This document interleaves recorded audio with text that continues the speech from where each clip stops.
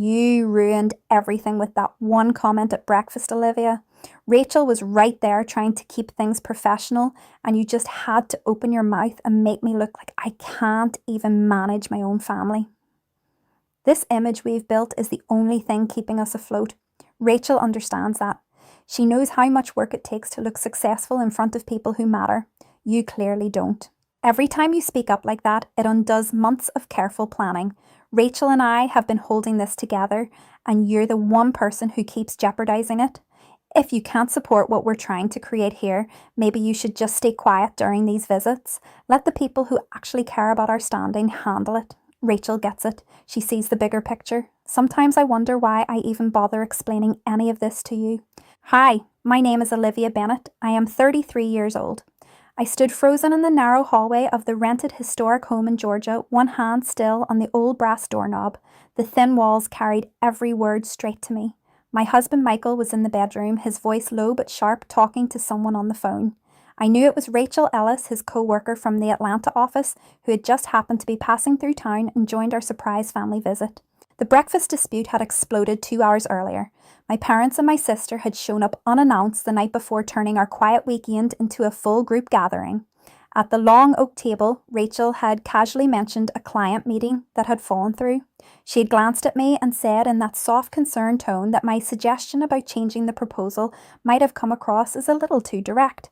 Michael had jumped in immediately, his face tight, telling me in front of everyone that I needed to stop interfering in things I didn't understand. My mother had tried to change the subject. My sister had given me a worried look. I had sat there, cheeks burning, while Rachel reached over and touched Michael's arm like she was calming him down. Now, listening to him continue the conversation in the bedroom, I felt the floor tilt under me. He wasn't just defending her, he was building a story where I was the problem. I stepped back into the living room where my mother was folding napkins for lunch. She looked up. "Everything all right, sweetheart?" she asked quietly. I nodded, but my hands were shaking. I couldn't tell her what I had just heard. Not yet. The rest of the afternoon felt like walking on cracked glass. Michael was polite in front of my family, but every time our eyes met his were cold. Rachel had left after breakfast, but her presence hung in every room. My sister pulled me aside on the back porch and whispered, "What was that at breakfast? He's never talked to you like that before." I told her it was nothing, but the lie tasted bitter. That evening, after everyone had gone to their rooms, I went to the small study to charge my phone. Michael's phone was sitting on the desk next to mine, identical models. I picked it up without thinking, meaning to move it. The screen lit up with a voice message notification. Before I could stop it, the message began playing on speaker. Michael's voice filled the quiet room, low and warm, in a way I hadn't heard in months. "Rachel, you were perfect today. Olivia completely derailed the conversation, but you smoothed it over like it was nothing. The transfer I sent this morning should cover the new dress and the spa day you wanted. Keep the receipts vague like last time. She never checks the joint account that closely anyway.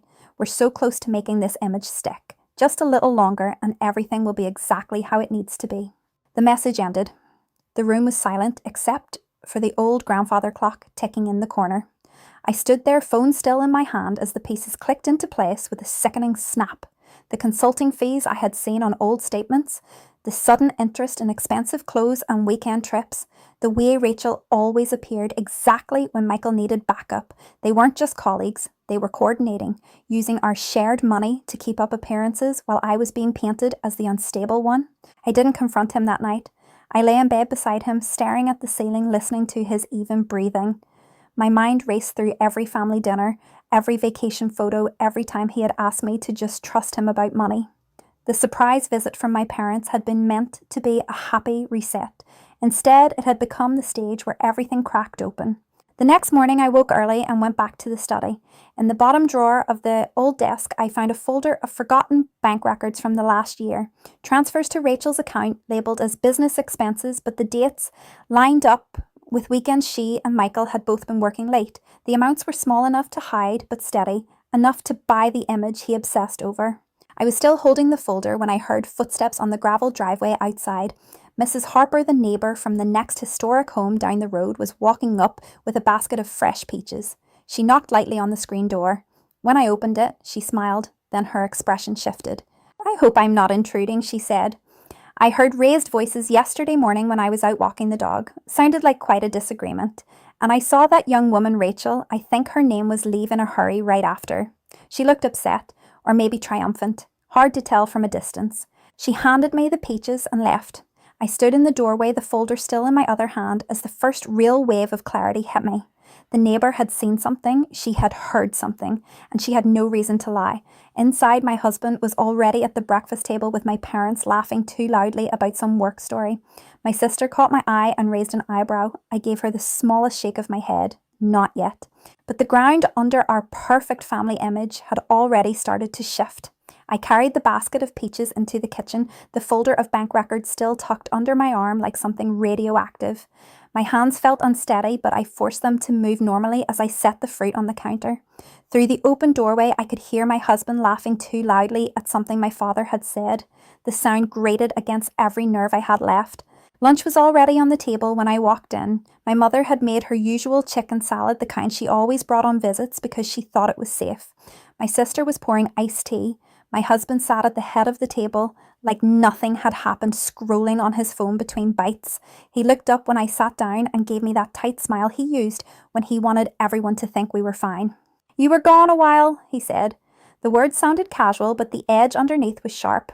"Everything okay?" I nodded and passed the peaches to my mother. Mrs. Harper stopped by with these. My sister's eyes flicked to me. She knew that tone. She had heard it from me before when something was wrong, and I was trying not to show it. My husband set his phone down. The neighbour. What did she want? Just being friendly, I said. I could feel my pulse in my throat. She mentioned she heard voices yesterday morning. Said it sounded intense. The table went quiet for half a second too long. My father cleared his throat and reached for the bread. My mother stirred her tea like it suddenly needed all her attention. My husband's jaw tightened, but he recovered fast. "Probably just the wind carrying sound around these old houses," he said. He took a bite of salad and kept his eyes on his plate. "You know how thin the walls are here?" Rachel's name didn't come up, but it didn't have to. Everyone at the table had been there at breakfast when he had sided with her against me. The memory sat between us like an uninvited guest. After lunch, my sister cornered me in the upstairs hallway while the others went out to the porch. She closed the bedroom door behind us and crossed her arms. "Olivia, what the hell is going on?" she asked. Her voice was low but urgent. "At breakfast, he talked to you like you were a stranger. And now this neighbour thing. You've been off since last night." I sat on the edge of the bed and pulled the folder out from under my shirt where I had hidden it. I opened it on the quilt between us and watched her face change as she flipped through the statements. "These are transfers to Rachel's account," I said, labelled as consulting fees, but the dates match weekends he said he was working late.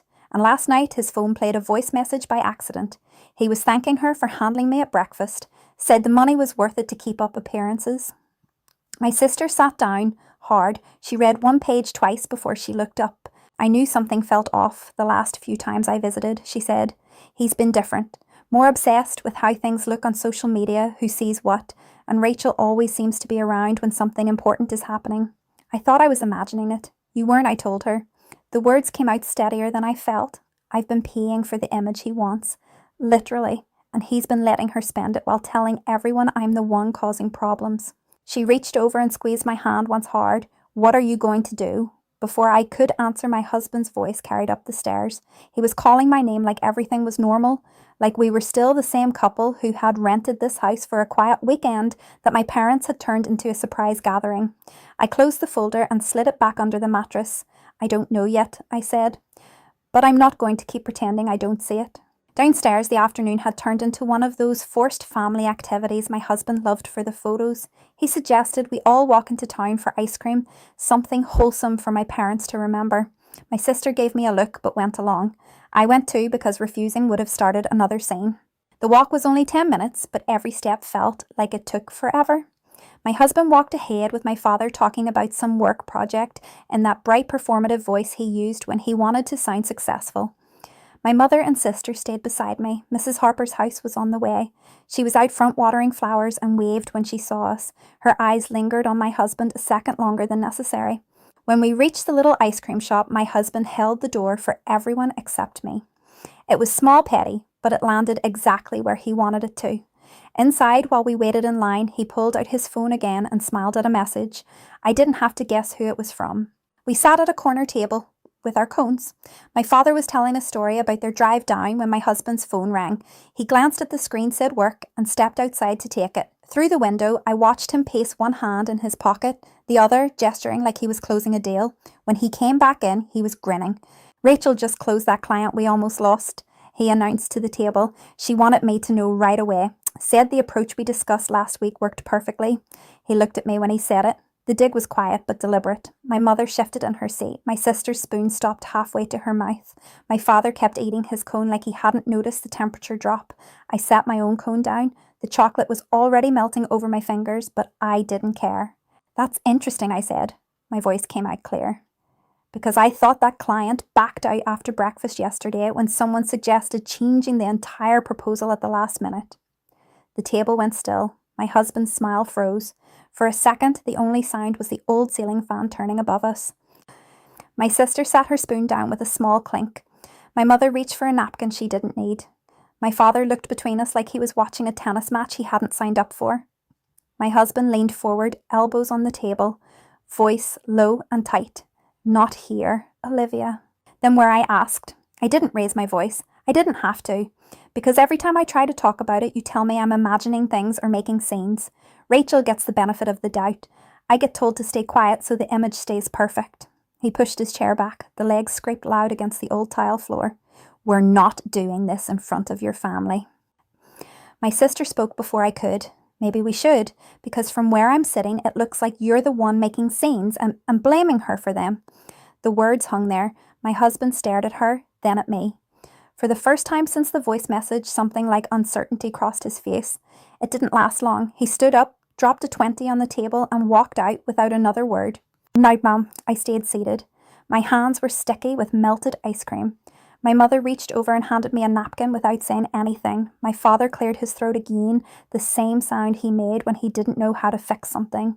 Outside through the window, I watched my husband walk back toward the house alone. His shoulders were rigid. His phone was already in his hand again. My sister touched my arm. You okay? I nodded, but it wasn't true yet. The ground was still shifting under me and I didn't know where it would settle. I only knew I wasn't going to keep walking on it like it was solid. We finished our ice cream in near silence. When we finally left the shop, Mrs. Harper was still in her yard. She looked up as we passed. This time she didn't wave.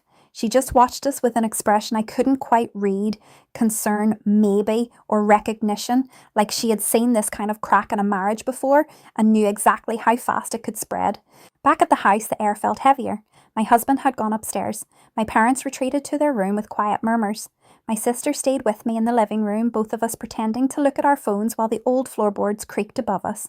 I opened my banking app on a hunch. The joint account showed another transfer from that morning right after the voice message had played. Smaller this time, but the note was the same consulting.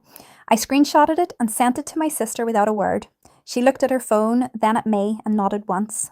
The chaos wasn't loud anymore. It was quiet and precise like water finding every seam in the foundation.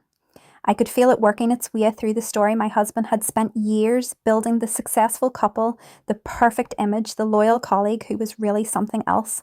I didn't know what came next. I only knew I wasn't going to keep paying for a picture that had never been real. Upstairs, a door opened and closed. Footsteps moved toward the stairs.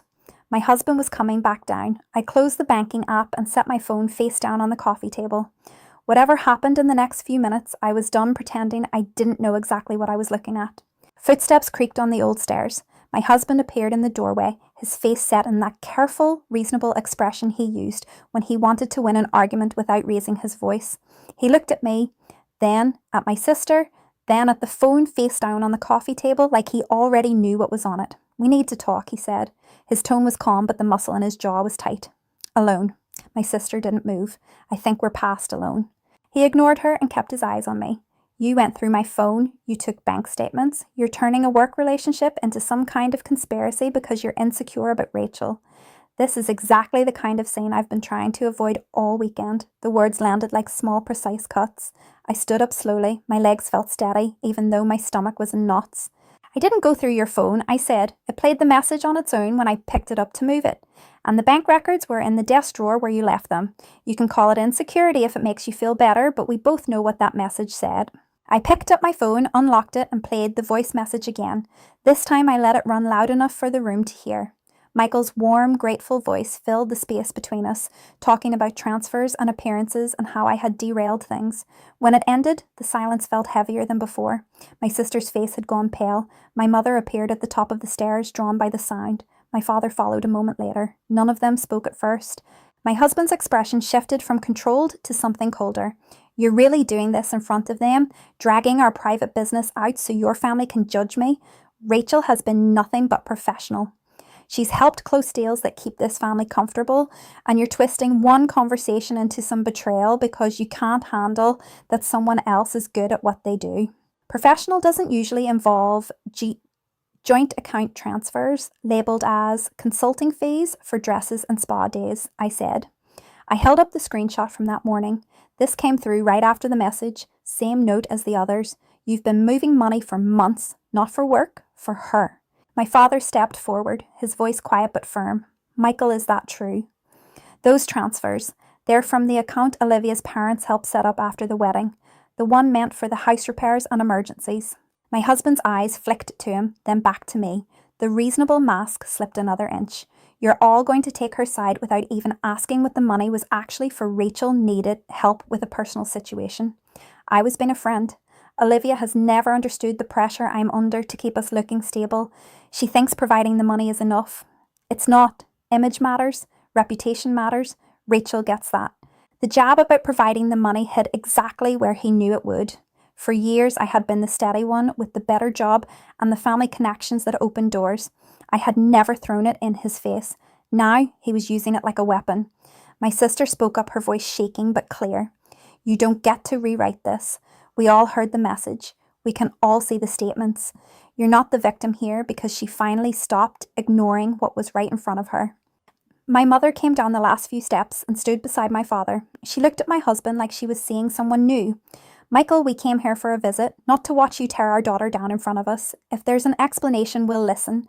But calling her insecure while you're sending money to another woman isn't an explanation.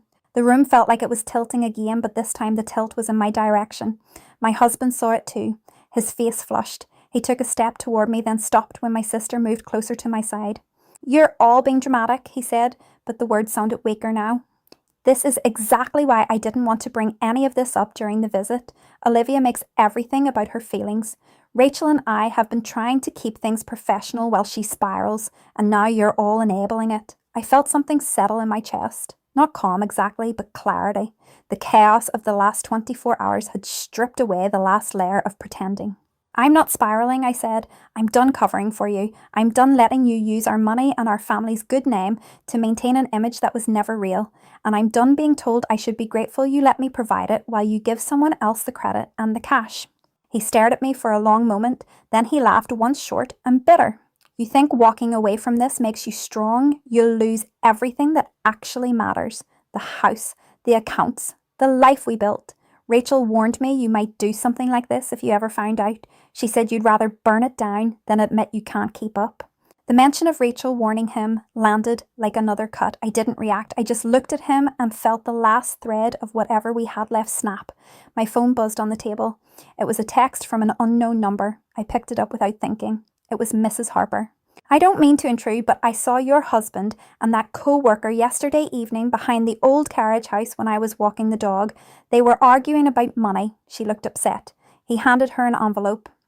I thought you should know, since you seemed worried earlier. If you need anything, I'm right next door. I read it twice. Then I turned the screen so my sister could see. She read it and looked up at my husband with something close to disgust. My husband saw the exchange. His face went slack for a second before he recovered. You're really going to believe some nosy neighbour over me? This is ridiculous. I'm not staying here for this ambush. He grabbed his keys from the hook by the door and walked out without another word. The screen door slammed behind him. We heard his car start and pull away down the gravel drive. The four of us stood in the living room like the air had been sucked out of it. My father sat down heavily on the couch. My mother put a hand on his shoulder. My sister looked at me. What now? She asked. I didn't have a clean answer. The house felt too big and too empty at the same time. Outside, the sky was turning the deep blue that comes right before full dark in Georgia. Somewhere down the road, my husband was probably calling Rachel, spinning another version of the story where I was the unstable one who had ruined everything. I picked up my phone again and typed a short reply to Mrs. Harper. Thank you. I needed to know. Then I looked at my family. I think I need to go home tonight. Not this house, my actual home, alone. My mother nodded slowly. My sister squeezed my hand again. My father didn't argue. They had come for a surprise visit and walked straight into the middle of something that had been breaking for a long time. None of us said the obvious part out loud, yet that the spontaneous weekends and easy gatherings might not survive what had just happened. The damage was already done, and some things don't get put back together the same way. Upstairs, I started packing my bag. Every item I folded felt like a small decision I was finally allowed to make for myself. My sister came in and sat on the bed without speaking. She didn't try to talk me out of leaving. She just stayed there until I zipped the bag closed. When I carried it downstairs, my parents were waiting by the door. My mother hugged me first. "Call when you get there," she said. "We're here." My father nodded. He looked older than he had when they arrived yesterday. "You don't have to explain anything else tonight. Just go if that's what you need." I hugged them both. Then I walked out to my car. The gravel crunched under my shoes. Mrs. Harper's porch light was on across the way. She stepped out as I loaded the bag into the trunk and gave me a small wave. I waved back. In that moment, she felt like the only person who had told the truth without being asked. I drove away from the historic house without looking back in the rearview mirror. The road curved through dark trees. My hands were steady on the wheel. The chaos was still echoing behind me, but for the first time in a long time, the road ahead felt like it belonged to me. I didn't know what the next days would bring. I only knew I wasn't going to keep paying for an image that required me to disappear inside it. I drove through the night and pulled into my own driveway just after midnight. The house felt smaller without the weight of pretending everything was fine. I left my bag by the door and sat on the couch in the dark for a long time, letting the silence settle around me. No one was there to tell me I was overreacting or to spin another story about image and reputation. For the first time in years, the quiet belonged to me. The next morning, my phone lit up with texts from my husband. They started reasonable and quickly turned sharp. "We need to talk like adults instead of dragging your family into this. You're blowing one work friendship completely out of proportion. Rachel is not the villain you're making her. If you keep pushing this, you're going to destroy everything we've built. Think about what that looks like to everyone." I didn't answer. I blocked his number for the day and called the bank instead. The representative, a calm woman named Patricia Lang, listened while I explained the transfers. She helped me freeze the joint account and move my portion into a new one, only in my name. It took 2 hours and more paperwork than I expected, but when it was done, I felt something loosen in my chest that had been tight for months. My sister called that afternoon. She had stayed with my parents at the historic house one more night before driving back. "Mom and Dad are shaken," she said. "They keep asking if they should have seen it sooner." I told them none of us did because he was so careful about how everything looked. We talked for almost an hour. She didn't push me to forgive or to fight. She just listened when I said I was done covering for him and that I needed space to figure out what came next. When we hung up, I realised the easy, spontaneous visits we used to have were already changing. The lightness was gone. Future weekends would carry this conversation with them, whether we said it out loud or not. That evening, my husband showed up at the house. He knocked instead of using his key. I opened the door but didn't invite him in. He stood on the porch with his hands in his pockets trying to look calm. "You can't just disappear and freeze the accounts," he said. "We have responsibilities. The mortgage, the image we've worked for. People are already asking questions after that scene at the ice cream shop." I stayed in the doorway. The accounts were joint. I moved what was mine. "You can keep the rest and figure out how to explain the transfers to whoever needs to know." He stepped closer, voice dropping into that low cutting tone he used when he wanted to make me feel small. "You're really going to let one neighbour's gossip and a few bank statements destroy our marriage?" "Rachel warned me you might pull something like this. She said you've always been jealous of anyone who actually helps me succeed." The mention of Rachel's name didn't sting the way it used to. It just confirmed what I already knew. "Mrs. Harper didn't gossip," I said. "She saw you hand Rachel an envelope behind the carriage house the night before everything blew up. She texted me because she thought I deserved to know, and the bank statements weren't a few. They go back months. You can keep telling yourself this is about jealousy. I'm done arguing about it." He stared at me for a long moment. The reasonable mask cracked. "You think walking away makes you brave? You'll be alone. Your family will get tired of the drama. Work will hear about this. I'll make sure people know you're the one who couldn't handle the pressure." I didn't flinch. "Then they'll know the truth. I'm not hiding anymore to protect an image that required me to disappear." He left without another word. I closed the door and locked it. The sound of the deadbolt sliding into place felt final in a way that hurt and relieved me at the same time. Over the next week, the pieces kept shifting. Patricia Lang from the bank called with more information. Several of the transfers had gone through accounts linked to Rachel's name in ways that looked like personal gifts rather than business. My husband's company started asking questions after a client pulled out the same one he had bragged about at the ice cream shop. Rachel stopped replying to his messages. I heard through a mutual contact that she had already started distancing herself, saying the situation had become too complicated. Mrs. Harper called once. She didn't ask for details. She just said, "You did the right thing by not letting him rewrite the story in front of your family. Some men get so focused on how things look that they forget anyone else is real." I thanked her and meant it. She had become the unexpected witness who made it impossible for him to keep the version he preferred. My sister came over one evening with takeout. We sat on the couch and talked about what came next. She didn't ask if I was going back. She just helped me sort through which bills were mine and which ones I could let go. At one point she said, "I hate that the easy visits feel different now, but I'd rather have the real version of you than the careful one you had to be around him." I nodded. That was the irreversible part. The spontaneous weekends where my parents could just show up and we would laugh and eat too much and take photos for no reason were gone. What replaced them would be slower, more deliberate and heavier with everything we now knew. I could live with that trade. 2 weeks later, I met my husband at a coffee shop to sign the separation papers. He looked tired. The polished image he had obsessed over was already fraying at the edges. He didn't argue much. He just signed where the lawyer had marked and slid the piece of papers back across the table. "You really think this is freedom?" he asked quietly. I looked at him for a long moment. "I think it's choosing myself instead of keeping a story alive that was never true. That's enough." He didn't have an answer for that. We left separately. In the months that followed, the chaos settled into something quieter. My account stayed secure. My sister and I still talked every week, though the conversation sometimes carried the weight of what had happened. My parents visited, but they called first now. The house felt like mine in a way it never had when I was trying to protect someone else's version of success. I learned that my value was never in how much I could provide to keep an image intact. It was in the choice to stop disappearing inside someone else's story.